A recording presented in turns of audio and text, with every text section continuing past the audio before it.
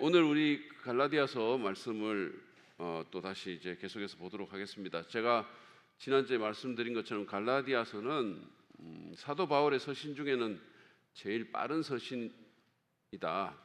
그래서 13편의 서신이 있는데 사도 바울이 쓴 서신이 신약 성경이 몇 권인지 아시죠? 몇 권이죠? 27권이죠. 네. 3, 9, 27, 구약이 39권, 신약이 27권인데 그 27권의 신약 성경 중에서 바울이 쓴 책이 13권입니다. 그 중에서 제일 빠른 게 갈라디아서다. 그렇게 말씀을 드렸어요. AD 49년 갈라디아서가 그때 쓰여진 것으로 보입니다. 그리고 안디옥이라는 지역에서 쓰였는데 이 갈라디아서는 그 소아시아에 있는 지금 터키죠. 터키 지역에 있는 갈라디아 주의 남쪽, 그러니까 남갈라디아에 있는 도시들, 1차 선교 여행 때 바울이 가서 개척했던 비시디아, 안디옥, 그 다음에 뭐 이고니온, 루스드라, 더베 이런 도시들, 이 도시들의 교회들, 그 교회들에게 보낸 편지다. 갈라디아는 도시 이름이 아니고 로마 주의 이름입니다. 주의 이름인데 이게 남북으로 이렇게 긴 주인데 북쪽이 아니라 남쪽에 남갈라디아에 있는 도시들에게 바울이 썼다. 이렇게 우리가 볼 수 있는 거죠. 그리고 이 갈라디아 교회에서 일어난 문제 때문에 율법주의라든지 이런 할렘 문제라든지 이런 것 때문에 예루살렘 공의회가 열리게 되는 겁니다. 사도행전 15장에. 그래서 이 문제를 이제 결정을 하게 되는 거죠. 이걸 어떻게 할 거냐? 이방인들이 구원받으면 할례 받게 해야 될 거냐? 그냥 안 받아도 되게 할 거냐? 이런 문제에 대한 중요한 결정을 이제 사도행전 15장에서 예루살렘 공회에서 내리게 되고 그 결정이 오늘날 교회를 이렇게까지 만들었다. 이렇게 생각하시면 됩니다. 굉장히 중요한 공의였었어요. 안 그랬으면 우리도 다 할례 받아야 되고 뭐 이런 그러니까 모세 율법을 지켜야 되고 이런 일들이 벌어질 뻔했는데 이 예루살렘 공의회를 통해서 그렇지 않다. 이렇게 이제 유대인들은 뭐 물론 문화적으로 그렇게 하지만 이방인들은 그럴 필요가 없다. 오직 은혜로 우리가 구원받는다. 오직 주님으로 구원받는다. 이제 그거를 확인했던, 그러니까 그 일이 일어나도록 촉발했던 그 교회 상황이 바로 갈라디아 교회 상황들이었다라는 사실입니다. 자, 아웃라인을 한번 보시면 그 지난번에 기록 목적을 받고 아웃라인을 한번 보시죠. 보시면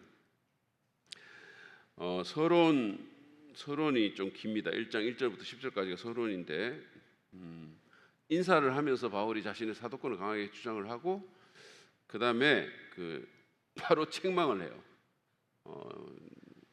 어떻게 이렇게 이럴 수가 있냐? 너희가 어떻게 이렇게 빨리 복음을 떠날 수 있냐? 그러니까 책망을 합니다. 그리고 이제 1장 11절부터 2장 21절까지는 이게 그러니까 서신서는 보통 교훈 문학이라 그러거든요. 그러니까 다시 말하면 이렇게 해라, 저렇게 해라, 뭐 서로 진리를 행해라, 뭐 거짓말하지 마라, 이런 게 이제 보통 이제 쭉 나와 있잖아요. 서신서에는. 서신서에 얘기가 잘 없죠. 근데 이제 이 갈라디아서에서는 중간에 이렇게 내러티브가 나와 있는데, 이야기가 나와 있는데 바울 자신의 자전적인 얘기들입니다.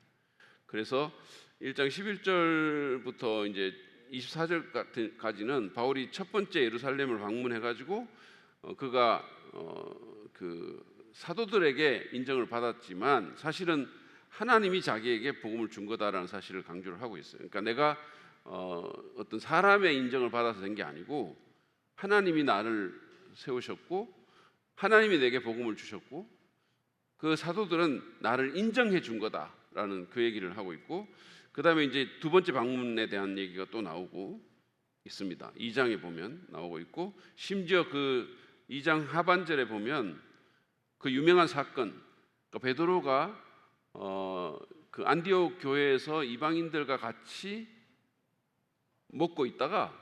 음식을 먹고 있다가 유대에서 유대주의자들이 왔을 때 그 사람들을 두려워해가지고 자리를 떴던 바나바까지도 그런 일이 있었어요. 그래서 마치 자기들은 이방인들하고 식사를 안 하는 것처럼 이런 식으로 했던 것에 대해서 사도 바울이 열받아가지고 베드로는 엄청 선배잖아요. 사실은 수제자고, 그런데 공개적으로 베드로를 책망한 그 사건을 거기 적고 있어요.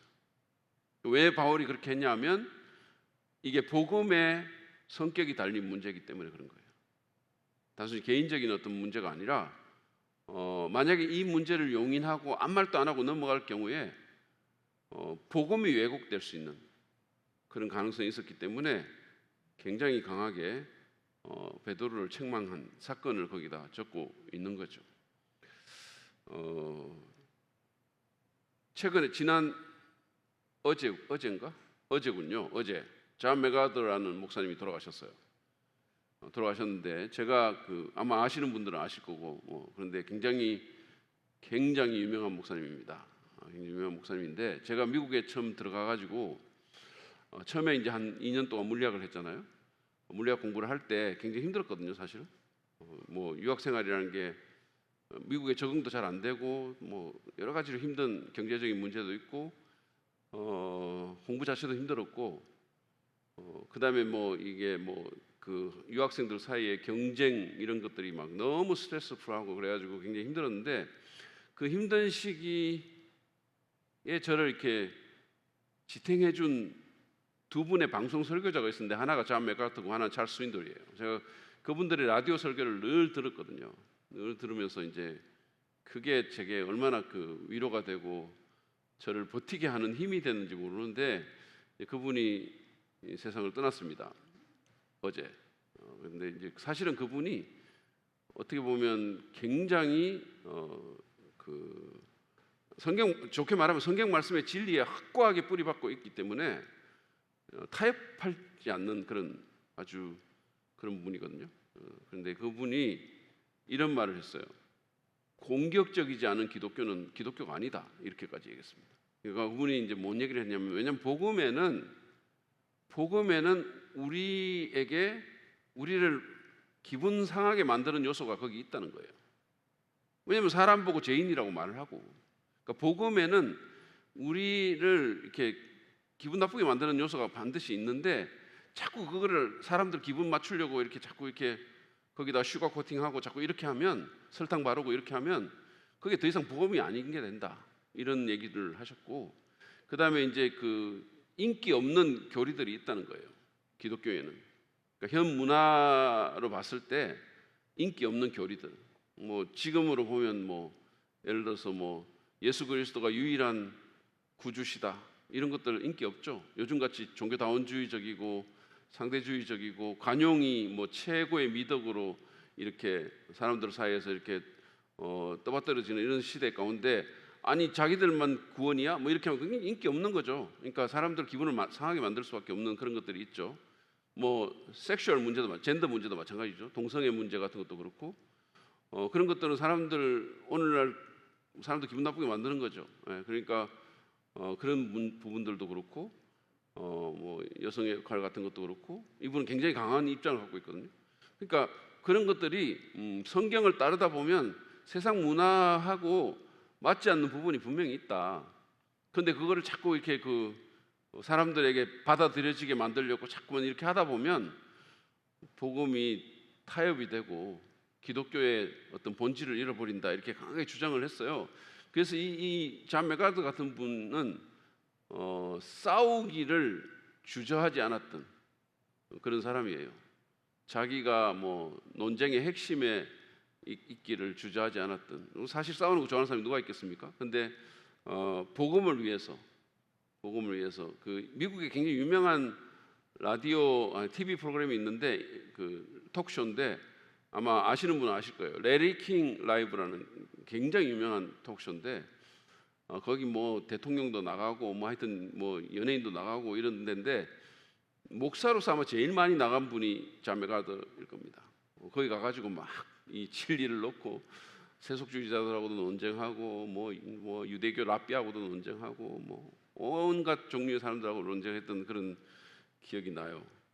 그래서 어떻게 보면 진리를 위해서 헌신되어 있고 진리를 위해서 싸울 수 있는 그런 어떤 전사 같은 사람인데 이분을 잃었죠. 우리가 이분을 잃었어요. 그래서 이제 누가 그 역할을 또 대신할 수 있을까 그런 생각이 들고 어, 80 우리 나이로 80 한 7, 8세 정도 될 텐데 그 교회는 이제 누가 그 글을 또 이어서 부임 목사님이 될 건가, 이것도 좀 굉장히 관심사입니다.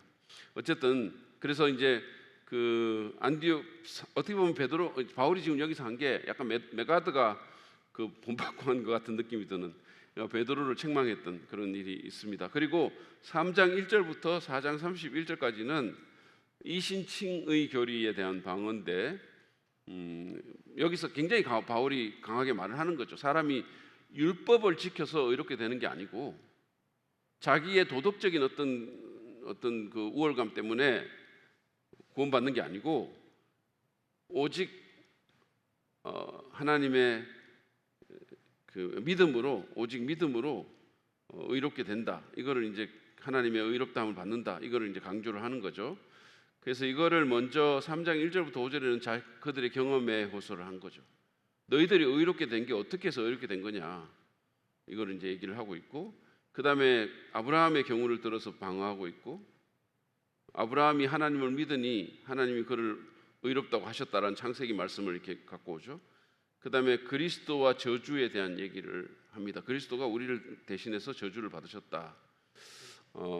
그래서 우리는 더 이상 저주받을 필요가 없다. 율법과 약속에 대한 얘기를 하고 있고, 율법의 세 가지 기능을 말하고 있습니다. 하나, 그게 뭐냐면 율법은 뭐를 하느냐 그러면, 율법은 우리를 구원하기 위해서 주어진 게 아니고 누구도 율법 지켜서 구원받을 사람은 아무도 없다. 그럼 율법은 뭐 때문에 주어졌냐? 율법의 기능은 죄를 정죄하는 거죠. 우리가 죄인이라는 사실을 깨닫게 만들고, 그 다음에 율법은 믿음이 오기 전에 우리를 감시한다라는 거죠. 우리를 이렇게 감시하고, 그 다음에 몽학 선생 얘기를 하면서 그리스도께 우리를 인도한다. 율법이 개인 교사처럼, 이런 세 가지 기능에 대해서 얘기를 하고 있고, 그 다음에 종과 아들의 은유를 얘기를 하고 있어요.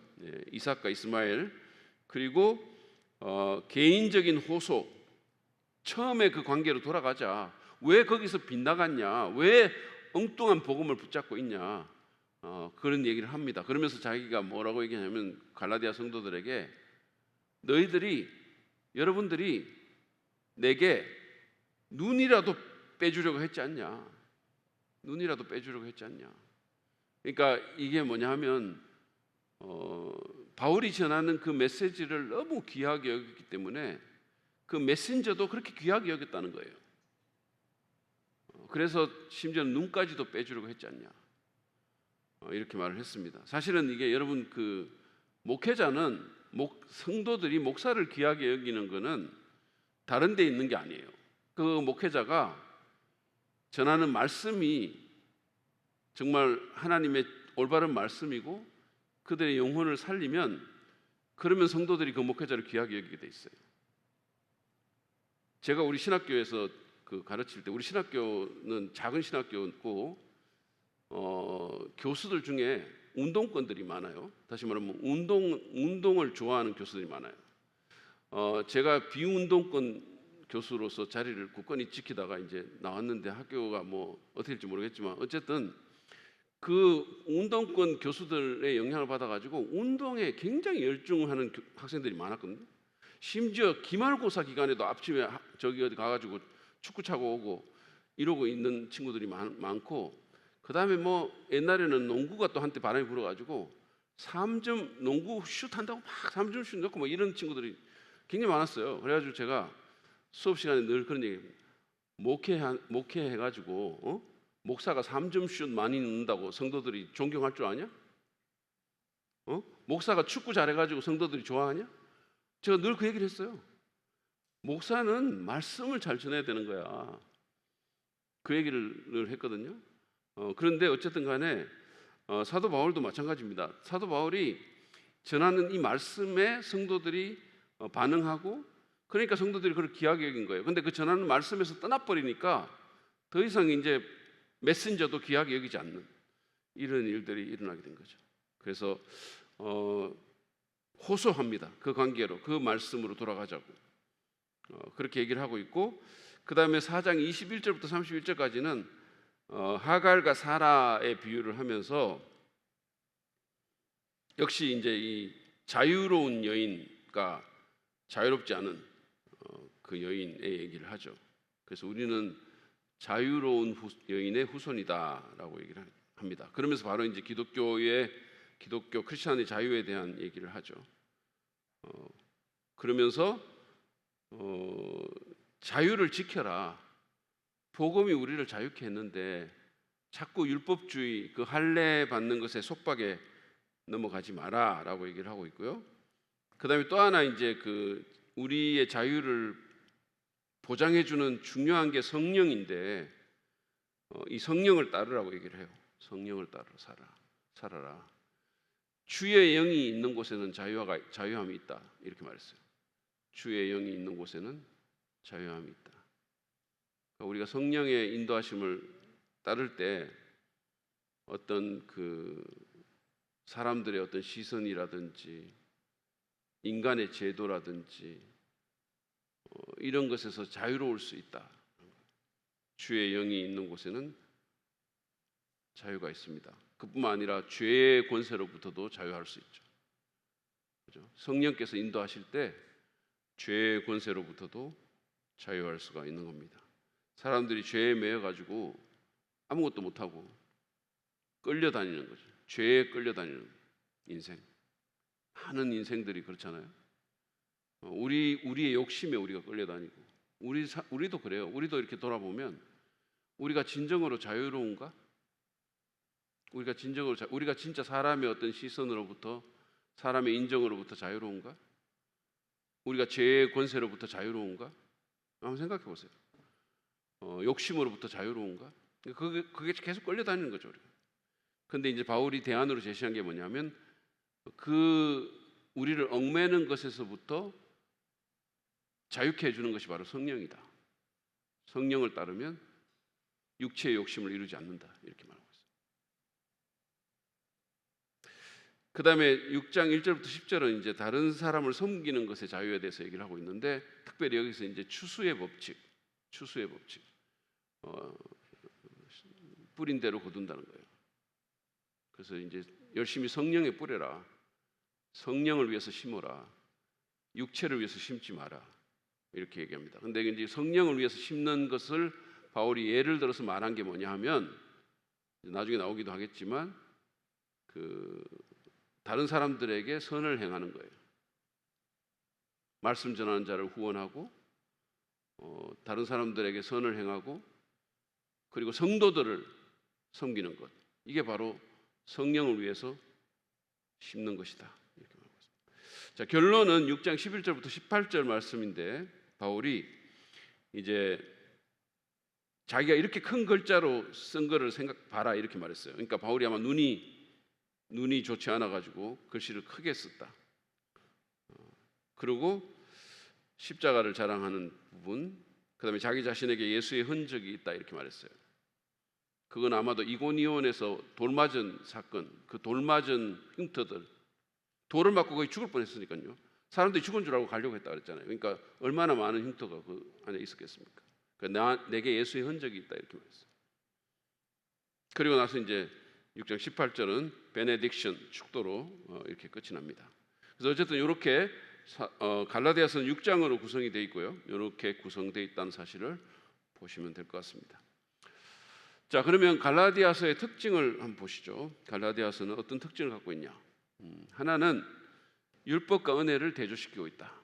율법과 은혜를 대조시키고 있다. 그러니까 갈라디아서의 핵심 주제가 뭐냐 하면 율법이냐 아니면 은혜의 복음이냐 이거예요. 이거는 나중에 이제 그 1500년 뒤에 나타날 마틴 루터의 신학의 특징이기도 해요. 마틴 루터는 유명한 종교 개혁자인데 이 마틴 루터의 신학의 특징이 뭐냐 하면 그 율법과 은혜의 이 대조죠, 대조. 그래서 바울이 뭐라고 지금 강조를 하고 있냐 하면 아까 제가 말한 것처럼 할례 받는 것 같은 또는 뭐 모세의 율법을 지키는 그런 행위로는 절대로 구원받을 수 없다.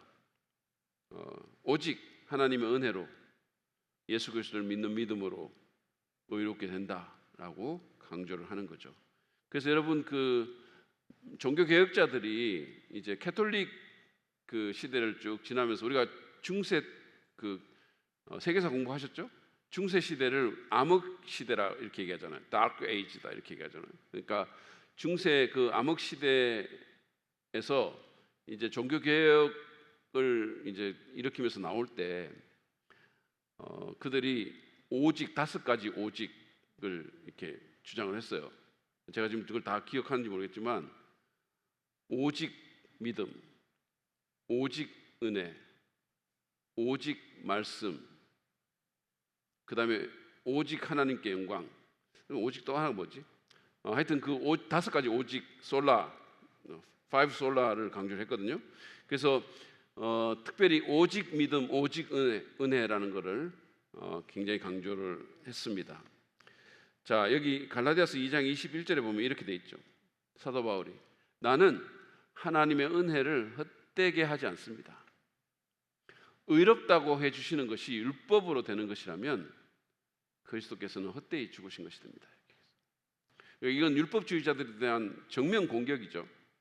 그러니까 만약에 조금이라도 우리가 의롭게 되는데 율법이 이렇게 개입이 된다면 예수님이 왜 죽냐는 거예요. 예수님이 왜 하나님이 사람이 돼가지고 이 땅에 오셔서 왜 십자가에 달려서 죽느냐 이거예요. 그리스도는 헛되이 죽은 거라는 거죠. 그래서 자기는 하나님의 은혜를 헛되이 하지 않기 위해서 계속 이 이신칭의 복음을 전한다는 거죠. 율법주의를 반대한다는 거죠. 그래서 절대로 율법으로 의롭게 되지 않는다. 우리의 행위로 의롭게 되지 않는다라는 겁니다. 그러니까 이제 일반적인 그 어떤 종교의 시스템에 의하면 우리가 행위를 해가지고 어떤 의로운 행위, 뭐 이런 도덕적인 행위를 해가지고 자꾸 이제 그 공덕을 쌓아가는 거잖아요. 공덕을 쌓아가는 거죠. 근데 그게 절대로 아니라는 거예요. 기독교에서는 그럴 수가 없다라는 겁니다. 그 다음에 또 하나 이제 그 갈라디아서 특징은 굉장히 강한 어조와 긴박감이라는 거예요. 그러니까 갈라디아서가 바울 서신 중에서 어떻게 보면 가장 격정적이고 감정이 격한 편지예요. 그러니까 바울의 어떤 격한 감정이 그대로 묻어 있는 그런 편지입니다. 보통 보면 이제 서신을 쓸 때 인사를 하고 바울이 감사를 하거든요. 내가 너희를 인해서 감사한다. 감사하기를 쉬지 않는다. 뭐 이런 얘기를 해요. 그런데 갈라디아서를 읽어보면 감사가 없고 바로 그냥 책망으로 바로 들어갑니다. 그리고 다른 복음을 전하는 자들에게 저주를 선포하죠. 아주 격한 어조로 저주를 선포합니다. 왜 그랬을까? 그것은 갈라디아 교회가 이 참된 복음을 버리고 잘못된 복음에 빠지는 것의 그 위기감을 바울이 느꼈기 때문입니다. 그래서 어떻게 보면 이게 좀 터프한 사랑이에요.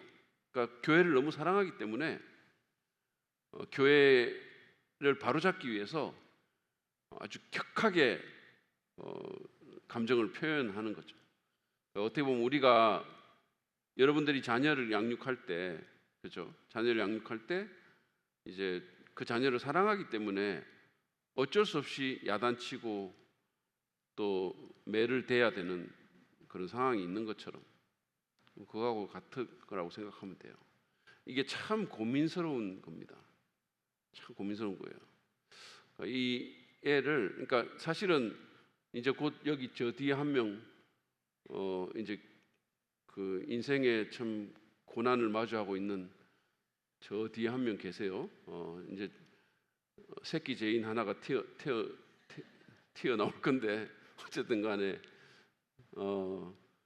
사실 우리가 그렇잖아요. 제가 뭐 결혼해서 늘 얘기하지만은 한 죄인이 다른 죄인을 만나가지고 나중에는 새끼 죄인까지 키워야 되는 이게 바로 결혼이다. 뭐 이런 얘기를 하는데 이 애를 양육할 때 어디까지 징계하고 뭐 이런 게 참 쉬운 문제가 아니고 아이한테 싫은 소리 하는 거 좋아하는 부모 아무도 없잖아요. 우리도 늘 막 서로 미루고 당신이 해 막 이랬는데 그게 참 어려운 것 같아요. 어려운 것 같은데 근데 잠언 성경에 보면 매를 아끼는 자는 자녀를 사랑하는 자가 부모가 아니다 이렇게 또 얘기도 하잖아요. 물론 그 뭐 매라는 게 오늘날 또 이제 문화적인 그런 게 있기 때문에 그렇긴 한데 저도 많이 때린 것 같아요. 우리 플리피는 내가 기억이 없고 하늘이는 좀 때린 것 같아요. 하늘이는 해초리로 좀 이렇게 때린 것 같은데 그러면 너무 마음이 아픕니다. 애가 나중에 이제 잘 때 막 하면 막 자는 모습 보면서 막 너무 마음이 아파가지고 막 쓰다듬고 막 눈물 나려 그러고 막 이랬거든요. 그게 생각이 나요. 근데 그러나 어쨌든 잘못했는데 아무 그것도 없이 어떻게 지나갑니까? 그래서 그런 부분들이 참 육아의 어려움인데 목회자도 그런 생각이 들 때가 있는 거죠. 그래서 사도 바울이 여기서 거칠게 얘기를 하는 거예요. 어떻게 보면 이 목회자의 가장 중요한 의무 중에 하나가 뭐냐 하면 성도들이 잘못된 교리에 빠지지 않도록 지켜주는 겁니다. 그러니까 올바른 교리를 믿을 수 있도록 이끌고 잘못된 교리에 빠지지 않도록 그렇게 지켜주는 것, 이게 목회자의 굉장히 중요한 역할이에요. 그리고 이 영적인 리더가 되면 인기를 얻으려고 노력하는 이런 거를 이제 자꾸 우리가 벗어나야 되는 거죠. 사람들의 좋은 평가를 받고 싶고 인기를 얻고 싶으면 모든 사람한테 좋게만 말을 해야 되잖아요. 그렇게 해서는 안 된다라는 거예요. 모든 사람이 너희를 칭찬하면 화가 있으리로다 이렇게 얘기했어요. 그래서 때로는 좀 거친 그런 사랑이 필요합니다. 왜냐하면 팔로워들의 영적 복지 때문에 그렇다는 거예요. 제가 신학교 다닐 때 이거 뭐 직접적으로 연관이 있는지 모르겠지만 신학교 다닐 때 들었던 잊어질 수 없는 하워드 핸드릭스 교수님의 그 교훈이 뭐냐 하면 나중에 목회를 하거나 사역을 하면 사람들에게 인상을 주려고 하지 말고 사람들에게 영향을 주려고 해라 이렇게 얘기했어요. 사람들에게 뭐 어떤 좋은 인상 주려고 노력하지 말고 사람들에게 영향을 주려고 해라 이렇게 얘기했던 게 잊혀지지가 않아요. 근데 여러분 여기 교육자들도 있고 또 목자들도 있는데 마찬가지입니다. 사람들에게 인상 주려고 하지 말고 그들에게 선한 영향을 주려고 하십시오. 그리고 자꾸 뭐 사람들 원하는 대로만 가지 말고 때로는 이게 좀 우리가 바로 잡아주는 이런 게 필요하다라는 거예요. 물론 지혜가 필요하겠지만 그래서 자 갈라디아서 1장 6절 한번 보시면 바울이 어떻게 터프하게 말을 하는지 한번 보세요. 여러분을 그리스도의 은혜 안으로 불러주신 분에게서 여러분이 그렇게도 빨리 떠나 다른 복음으로 넘어가는데 나는 놀라지 않을 수가 없습니다. 이렇게 말했어요. 어쩌면 그럴 수가 있냐 이거예요. 어쩌면 그럴 수가 있냐. 내가 지금 가서 복음 전한 지가 얼마나 됐다고 그렇게 빨리 다른 복음으로 넘어가냐. 진짜 놀랍다 너희들 이런 거예요. 자 갈라디아서 1장 8절부터 9절은 더 심합니다. 여러분이나 우리들이나 또는 하늘에서 온 천사일지라도 우리가 여러분에게 전한 것과 다른 복음을 여러분에게 전한다면 마땅히 저주를 받아야 합니다. 여러분이 이미 받은 것과 다른 복음을 여러분에게 전하는 사람이 있다면 그가 누구든지 저주를 받아야 마땅합니다. 그랬어요. 아예 저주를 선포합니다. 그러니까 만약에 누군가가 다른 복음을 선포한다면 그 사람은 저주받아야 된다. 심지어 천사라도 상관없다 이렇게 얘기했어요. 만약에 그 사람이 다른 복음을 전한다면 그는 저주를 받아야 한다 이렇게 얘기했어요. 예전에 라벨이라는 사람이 있는데 이 사람이 이제 굉장히 유명한 분이었었어요. 떠오르는 복음주의계에 떠오르는 스타였죠. 신성. 그리고 뭐 너무너무 똑똑하고 말도 너무너무 잘하고 말하자면 기독교 진리를 갖고 이제 콘서트를 하는데 이 사람이 이렇게 나오면 락스타가 나오는 것 같아요. 근데 말을 얼마나 잘하는지 몰라요. 말을 너무너무 잘하는데 그게 또 그냥 잘하는 말이 아니고 굉장히 수준 높은 말들이에요. 굉장히 철학적이고 굉장히 수준 높은 말을 잘하면서 그걸 갖고 기독교의 진리를 변증하고 이랬던 사람이거든요. 근데 이 사람이 어느 날 그 지옥의 교리를 부인하기 시작한 겁니다. 지옥의 교리를 부인하기 시작했어요. 그랬을 때 그 존 파이퍼라는 목사님이 있어요. 존 파이퍼라는 목사님이 SNS로 잘 가라 라벨 이렇게 딱 했어요.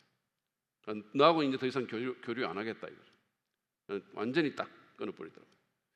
그래서 진짜 이 복음의 어떤 기독교 진리의 어떤 문제가 있을 때 참된 말씀 전파자들이 어떤 식으로 행동하는지 이런 것들을 제가 많이 봤어요. 자, 갈라디아서 5장 12절을 보면 이렇게 말합니다. 이건 또 더 심하죠.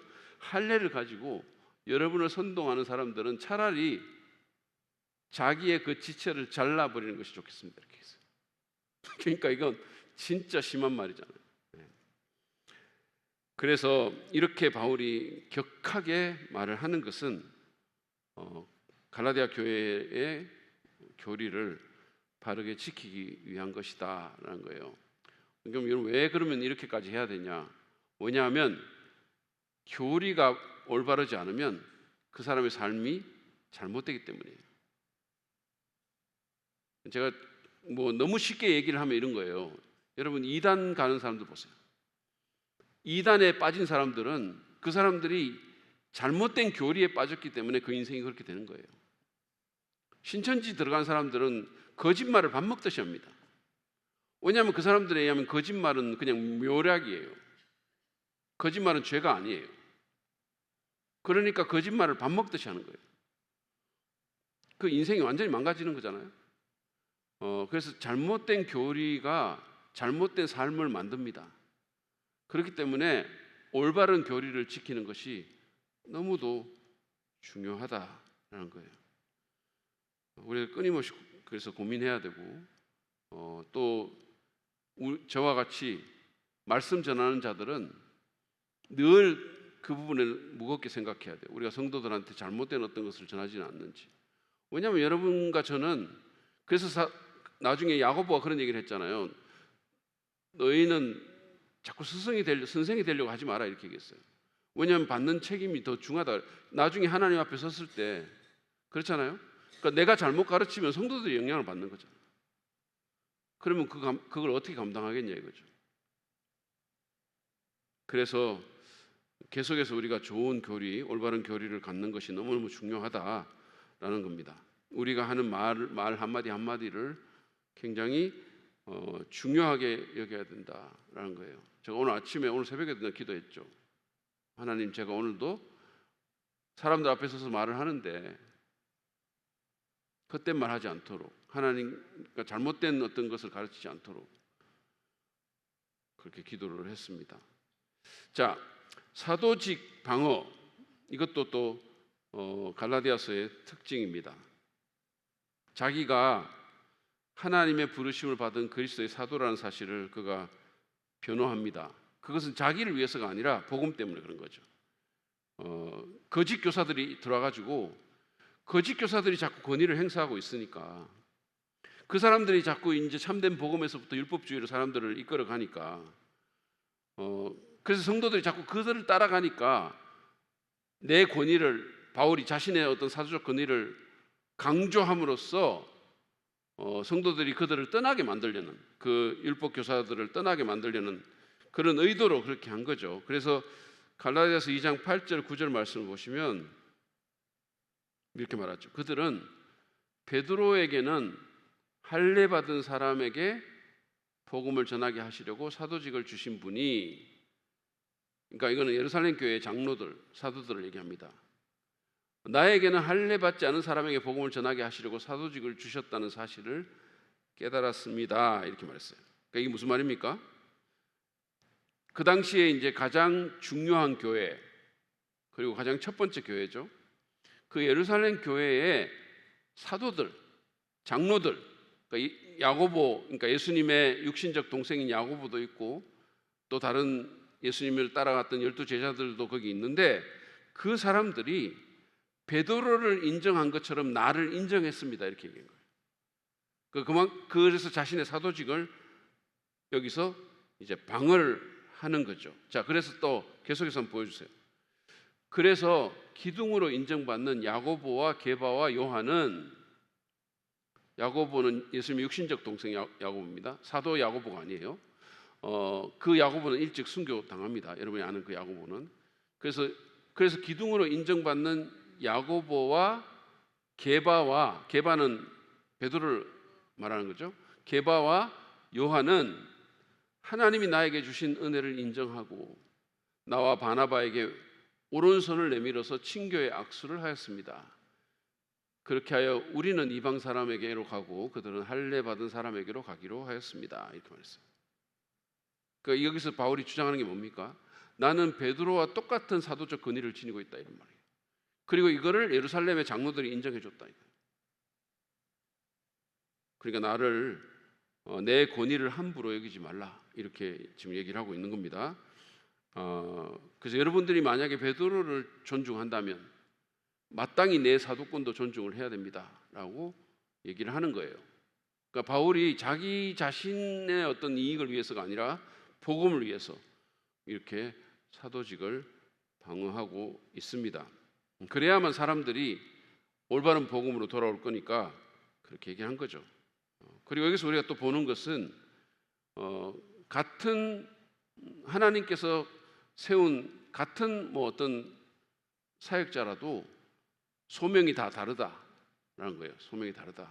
그래서 우리는 그 소명에 따라서 사역한다라는 거예요. 누가 중요하고 누가 더 낫고 이런 게 아니라, 그 어떤 사람들은 하나님이 선교지로 부르고, 어떤 사람은 또 여기서 목회하도록 부르고, 어떤 사람은 또 개척교회 하도록 부르고, 다 소명이 다릅니다. 어떤 사람은 또 신학교에서 가르치도록 부르고, 소명이 다 다르다라는 거예요.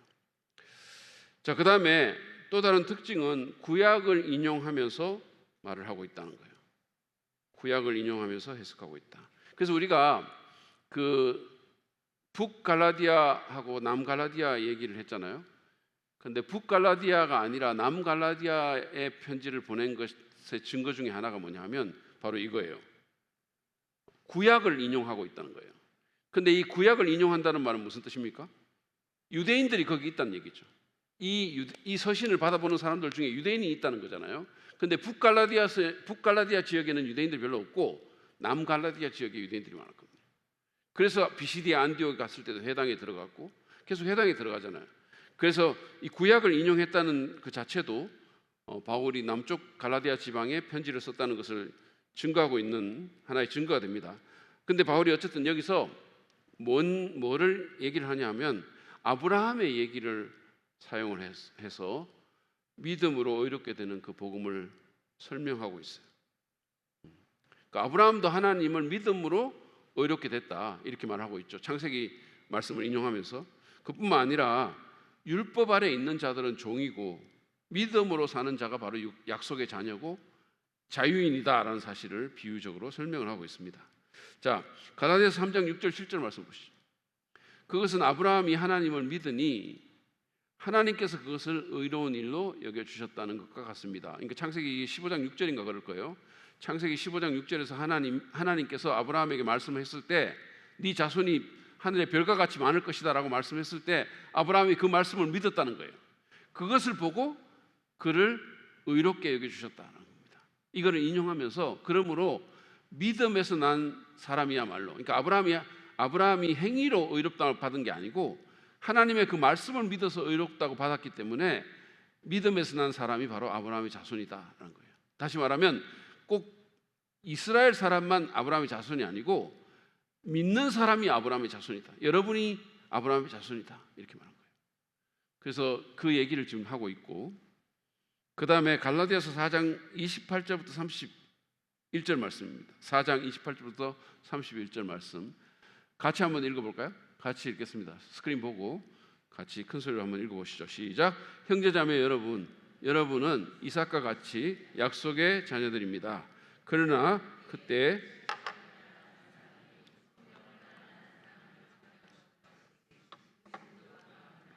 그런데 성경은 무엇이라고 말합니까? 여종과 그 아들을 내쫓아라. 여종의 아들은 절대로 종이 아닌 본처의 아들과 함께 유업을 받지 못할 것이다 하였습니다. 그러므로 형제자매 여러분, 우리는 여종의 자녀가 아니라 자유를 가진 여자의 자녀입니다. 자, 여기서도 바울이 구약의 얘기를 갖고 와서, 그러니까 하갈과 사라 얘기를 갖고 와서 얘기를 하죠. 그래서 그때도 육신을 따라 난 사람, 이스마엘이 성령을 따라 난 사람, 이삭을 박해한 것 같이. 그래서 어떻게 했습니까? 이삭을 막 이스마엘이 박해를 했는데 이게 잘못하면 이삭이 죽을 수도 있는 이런 상황이었죠. 그러니까 하나님께서 뭐라고 얘기합니까? 그들을 내쫓아라 얘기했어요. 그래서 하갈과 그 아들을 내쫓죠. 그러면서 바울이 말하기를, 그래서 우리는 여종의 자녀가 아니라 자유를 가진 여자의 자녀다. 그래서 우리는 자유롭다, 이 얘기를 하는 거죠. 여기 그 특별히 갈라디아서 4장 28절에서 31절을 보면 이런 말이 나옵니다. 그 중간에 성경이 무엇이라고 말합니까? 이게 나오죠. 성경은 무엇이라고 말합니까? 그게 나옵니다. 이게 예전에 그 우리 성서 침례교회 이 담이나 간판에 이 문구를 붙였던 사람들이 많아요. 성경이 무엇이라고 말하느냐? What the Bible says. 성경이 뭐라고 말하느냐? 성경이 기준이 돼야 된다는 얘기죠. 여러분, 성서 침례교회, 우리 교회 교단이 성서 침례교회인 건 아시나요? 네? 모르십니까? 아십니까? 안다고 제발 좀 말을 해주세요. 우리는 침례교회입니다. 우리는 침례교. 요즘 이렇게 좀 너무 이 교단 색깔이 옅어져 가지고 뭐 한편으로 좋은 점도 있는데 너무 어떻게 보면 이 정체성이 없는 그런 걸 봐요, 제가. 그러니까 좀 어떻게 보면 제 후배들, 젊은 목회자들, 우리 성서 침례교회 젊은 목회자들 중에도 너무 그런 게 없는 거예요. 그러니까 자꾸 연합 사역을 하고 뭐 이러다 보니까 자꾸 이제 뭐 다른 초교파 사람들과 만나고 뭐 그쪽에 가고 하다 보니까 뭐 그런 같이 연합하는 건 저는 좋다고 생각합니다. 연합하는 건 좋다고 생각하는데 우리가 어떤 사람들인가에 대한 인식이 너무 없는 거예요. 그래서 그냥 막 그 사람이 자기 정체성이 없는 사람은 이상한 사람이죠. 그렇죠? 그래서 우리가 교회적으로 여러분, 저는 적어도 여기 있는 분들은 좀 어떤 그 침례교도의 정체성을 좀 가졌으면 좋겠다, 이런 생각이 들어요. 침례교도의 정체성을 가졌으면 좋겠다. 그리고 특히 우리는 성서 침례교회입니다. 여러분, 침례교회라는 것은 정말 뭐 모든 교회들이 다 그렇게 주장을 하겠지만 침례교회는 있잖아요. 종교의 자유, 성경의 자유, 양심의 자유를 쫓아왔던 사람들이에요. 계속해서 신조 중심적인 교회가 아니었습니다. 우리는 늘 성경이 뭐라고 말하냐를 물었던 사람이고, 그 성경이 우리에게 어떤 확신을 주면 그 성경을 늘 따라갔었어요. 그게 우리를 죽음으로 이끈다 하더라도, 그게 우리를 감옥으로 이끈다 하더라도 늘 그래왔던 그 자랑스러운 유산을 갖고 있는 사람들이 바로 침례교도들입니다. 그래서 진짜 그 이 유아 세례 부분만 하더라도 믿는 자가 침례를 받아야 되는데, 성경에 보면 믿는 자가 침례를 받아야 되는데 유아는 믿지도 않는데 어떻게 유아가 세례를 받냐, 침례를 받냐. 그래서 여러분, 그것 때문에 얼마나 많은 사람이 죽었는지 몰라요.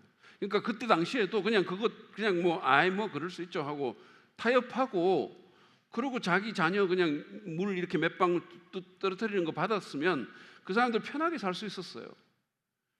그런데 그러지 않고 그렇게 안 했기 때문에 늘 도망 다니고 나중에 잡혀가지고 도나유 강에 빠져 죽고 불에 타서 죽고 그렇게 했던 사람들이 바로 침례교도거든요. 그러니까 그건 왜 그러냐 하면 교회가 믿는 자의 교회라는 사실을 지키기 위해서 그런 거예요. 굉장히 중요한 교리거든요. 교회는 물론 교회 안에는 안 믿는 사람이 있을 수 있고 그 사람들이 복음 들을 수 있고 또 그들을 우리가 웰컴해야 되겠지만, 그러나 교회 자체는 믿는 자의 모임인 거예요. 그거를 지키기 위해서. 이걸 주장했던 거죠. 그래서 그렇게 많은 사람들이 목숨을 잃고 그랬는데 그런 것들을 너무 쉽게 생각하는 거죠. 그래서 마치 아무런 차이가 없는 것처럼, 장로교 사람들이나 성결교 사람들이나 아무런 차이가 없는 것처럼, 그런 정체성이 없는 그런 자꾸 이렇게 약해져가는 그런 후배들을 제가 봅니다. 안타까워요. 좀 그런 부분들이 있어요. 물론 우리가 관계를 할 때는 유연하게 하고, 저도 수많은 이렇게 다른 교파의 사람들하고 잘 지내고 있고 그들과 또 공유하는 부분도 많고 우리 교회 강단에도 세우고 제가 그러지만, 그러나 제가 갖고 있는 마지노선이 있어요. 제가 갖고 있는 정체성이라는 게 있어요. 근데 그런 거를 너무 함부로 생각하는 그런 거를 보면 좀 마음이 안타깝습니다. 안 그랬으면 좋겠다는 생각이 들고, 적어도 여러분들은 우리가 누구인지를 알 필요가 있어요. 우리는 성서 침례 교회입니다. 우리는 성경을 정말 목숨보다 더 중요하게 생각했던, 성경을 최종적인 권위로 알았던, 어떤 신조에 매이거나 어떤 중요한 신학자 칼빈이 뭐라고 말했냐 이게 아니고 성경이 뭐라고 말했냐를 언제나 주장했던 사람들이에요. 어떤 신학적 시스템에 갇힌 게 아니고 성경을 계속해서 성경 말씀대로 바라보려고 했던 사람들입니다. 이게 저는 우리의 굉장히 중요한 자랑스러운 유산이라고 생각합니다. 그래서 성경이 뭐라고 말합니까? 늘 그걸 질문하세요. 여러분들이 살면서 성경이 뭐라고 말하냐. 그러니까 여러분이 어떤 선택을 해야 되잖아요. 그렇죠? 여러분이 뭔가 선택을 할 때 성경은 여기에 대해서 뭐라고 말하지? 여러분이 자녀를 결혼시킬 때 성경은 여기서 뭐라고 말하지? 늘 그 질문을 우리가 해야 될 필요가 있어요. 저번에 우리 양성원 목사님 오셨을 때 그분이 막 이 추 같은 걸 갖고 와가지고 이렇게 했잖아요. 많은 분들이 거기에 인상을 깊이 받아가지고 도구를 쓰셔가지고 하는 게 너무 좋았다고 막 얘기를 해가지고, 저도 뭔가를 해보려고 지금 하고 있는데 뭐를 써야 좋을지는 모르겠어요. 하여튼 뭘 들고 나와야 될 것 같긴 한데 하여튼 그래가지고 막 이렇게 그랬잖아요.